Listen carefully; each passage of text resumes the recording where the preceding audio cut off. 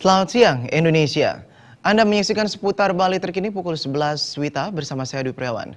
Pemirsa, menjelang HUT kemerdekaan Republik Indonesia ke-72, Indonesia masih menghadapi banyak masalah sosial yang perlu dituntaskan. Narkoba adalah salah satunya yang menjadi musuh bersama.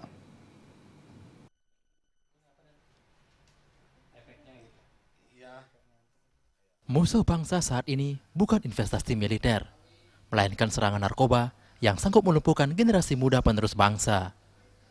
Narkoba bisa menyasar segala kelompok umur dari anak-anak hingga dewasa. Mereka yang terlanjur kecanduan narkoba sulit untuk kembali normal seperti semula.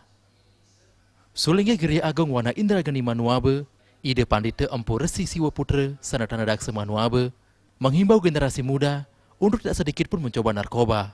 Sulinggih juga mengatakan, masalah narkoba tidak hanya menjadi tanggung jawab pemerintah dan aparat kepolisian. Orang tua juga berperan untuk turut mengawasi dan mendidik anak-anak menuju hal-hal yang positif, seperti mendekatkan diri kepada ide Sang Hyang Widiwasa dan selalu meminta petunjuk kepada pemuka keagamaan seperti Sulinggih. Menghimbau ring generasi muda supaya jangan ikut pergaulan bebas, khususnya yang tren sekarang masalah narkoba. Jangan sekali-kali kita, khususnya orang tua, menyerahkan terhadap pemerintah, BNN maupun Kapolri. Kita sebagai orang tua ikut mengarahkan generasi muda kita ke hal-hal yang positif.